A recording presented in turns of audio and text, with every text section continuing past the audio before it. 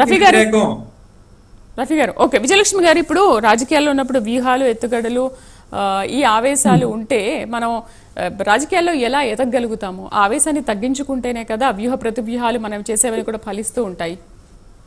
అవునండి, అవునండి. ఎవరి ఫలితాలు వాళ్ళకి ఉండాలి అంటే సమన్వయం పాటించాలి.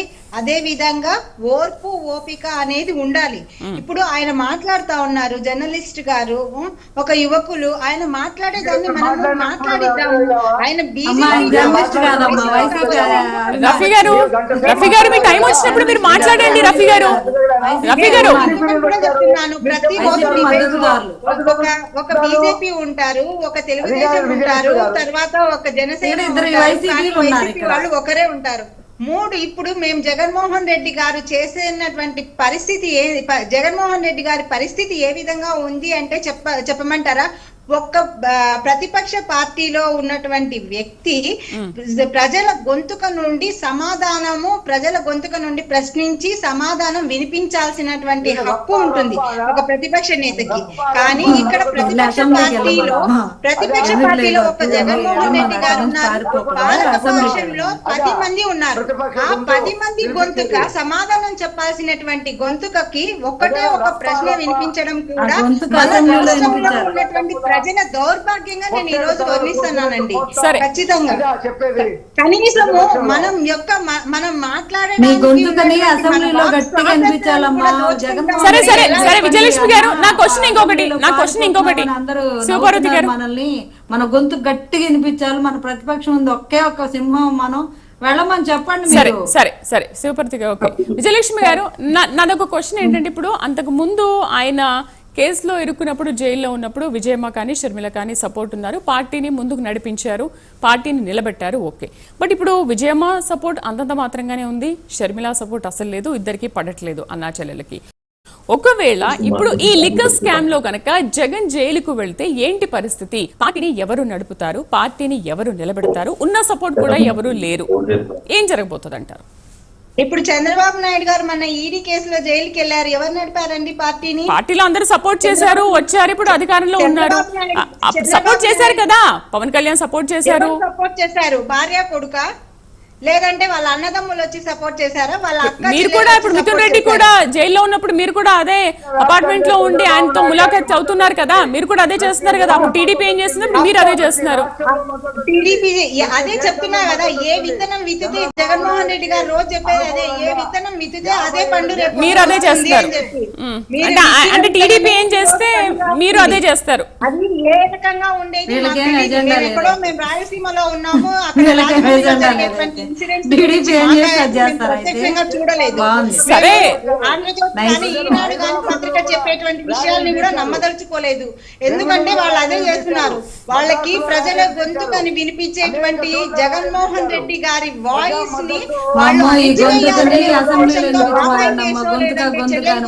అమ్మ గురించో మాట్లాడుతున్నారు. వాళ్ళు చెల్లెల గురించి కుటుంబం అవుతుంది.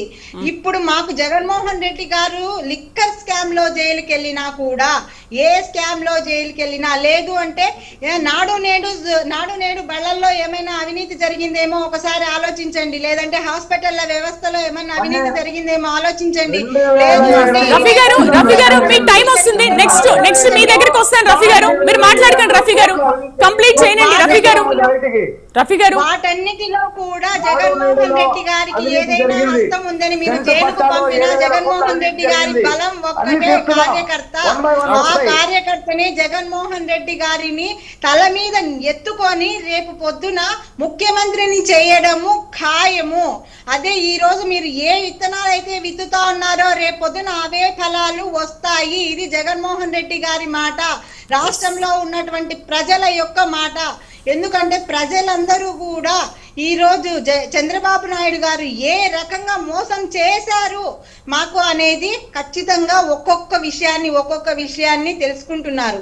అదే విధంగా ప్రజలలో అంతో ఇంతో గొప్పగా గౌరవం ఉన్నటువంటి జనసేన నేత పవన్ కళ్యాణ్ గారు ఈ రోజు ప్రజల గొంతుకుని మాట్లాడడం లేదు అని కూడా చాలా చిన్నపుచ్చుకుంటున్నారు. ఒక్కసారి నేను మీడియా ముందరగా జనసేన అధినేత అయినటువంటి పవన్ కళ్యాణ్ గారికి ఖచ్చితంగా ఒక విజ్ఞప్తి చేసుకుంటున్నాను.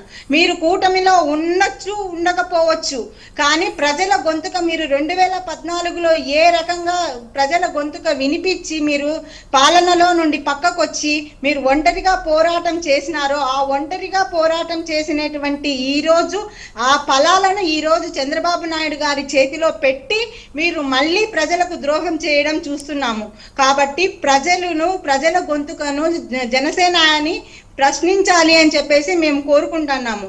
అదే విధంగా జగన్మోహన్ రెడ్డి గారు ఏ రకమైనటువంటి అవినీతి చేసి ఉన్నారో అని మీరు నిరూపించగలిగితే అది కోర్టులు నిరూపించాలి. ఆధారాలన్నీ కోర్టుకు సబ్మిట్ చేయాలి. కోర్టు ఏ రకంగా తీర్పిస్తే ఆ రకంగా మసులుకోవటానికి, రాజ్యాంగబద్ధంగా వ్యవహరించడానికి ఒక నాయకుడిగా జగన్మోహన్ రెడ్డి గారు ముందుంటారు. అదే విధంగా అది సరిపోలేదనుకోండి, చంద్రబాబు నాయుడు గారికి 40% ఓటు వేసినటువంటి ప్రతి ఒక్క వ్యక్తిని అరెస్ట్ చేయమనండి. కార్యకర్తగా ఉన్నటువంటి ప్రతి ఒక్కరిని అరెస్ట్ చేయమనండి. మాకు ఏ జైళ్ళల్లో పెట్టినా కూడా మేమందరం కూడా జగన్మోహన్ రెడ్డి గారి వెంటనే నడుస్తాము ఖచ్చితంగా. ఎందుకంటే జగన్మోహన్ రెడ్డి గారిదే ఈ భవిష్యత్తులో జగన్మోహన్ రెడ్డి గారు ఒక్కరే ఆంధ్రప్రదేశ్ ని అద్భుతంగా తయారు చేయగలరు అని చెప్పేసి మేము నమ్ముతున్నాము. 40% మందికి ఇచ్చారా అవినీతి విత్తనాలు? మీ నాయకుడు గారు అందరు మీరు ఏం విత్తుతారో అదే వస్తదమ్మా. మీరు ఏం విత్తారో అవినీతి విత్తనాలు. మేము ఎన్ని కేసులు ఉన్నాయో తెలుసా మేడం మీకు? 2014 నుండి 2019 వరకు చంద్రబాబు నాయుడు గారు నెంబర్ 2 సీఎంలలో కేసులు ఉన్నటువంటి క్రిమినల్ కేసులు ఉన్నటువంటి దాంట్లో నెంబర్ 2 ప్లేస్ లో ఉన్నారు. ఫస్ట్ రేవంత్ రెడ్డి గారు, సెకండ్ చంద్రబాబు నాయుడు గారు, థర్డ్ స్టాలిన్ గారు ఉన్నారు. ఆ విధంగా కేంద్ర ప్రభుత్వం ఒక ప్రెస్ కూడా రిలీజ్ చేసింది. అలాంటి వాళ్ళతోటి మీరందరూ విజయలక్ష్మి గారు, రఫీ గారు సపోర్ట్ చేస్తా అన్నప్పుడు రఫీ గారు రేపు మార్చిలో వైసీపీ వాళ్ళు మెచ్చుకోవాలండి. ఇలాంటి కార్యకర్తలు సుబ్రతి గారు నెక్స్ట్ మీరు మాట్లాడండి. 40% మంది ఎప్పుడు చైతన్యం అవుతారు పాపం వాళ్ళకి. వద్దండి, థ్యాంక్ యూ సో మచ్. ఈ డైవర్షన్ పాలిటిక్స్ అయితే వద్దు, మాకు ప్లెయిన్ పాలిటిక్స్ కావాలి. 33 కేసులు ఉన్నా కూడా మేము ఇంత బాగా సమర్థించే వాళ్ళు మిమ్మల్ని చెప్పాలి. సమర్థించుకోవాలి అంటే నేను ఆధారాలతో అన్ని విషయాలు ముందు మాట్లాడాను కదా. అవన్నీ కూడా జగన్మోహన్ రెడ్డి గారి మీద గౌరవం, అపారమైనటువంటి గౌరవం పెరిగింది. ఎందుకు 33 కేసులు అవినీతి చేశారని ఉందా మీకు అపారమైన గౌరవం? రెండో సీఎం చంద్రబాబు నాయుడు గారు. దేశంలో క్రిమినల్ కేసులు ఉన్నటువంటి రెండో సీఎం చంద్రబాబు నాయుడు గారు. అది గుర్తుపెట్టుకోండి. రఫీ గారు ఇప్పుడు రెండో సీఎం క్రిమినల్ కేసుల్లో ఆయన రెండో సీఎం అని అంటున్నారు, నంబర్ 2 అంటున్నారు విజయలక్ష్మి గారు. క్రిమినల్ కేసుల్లో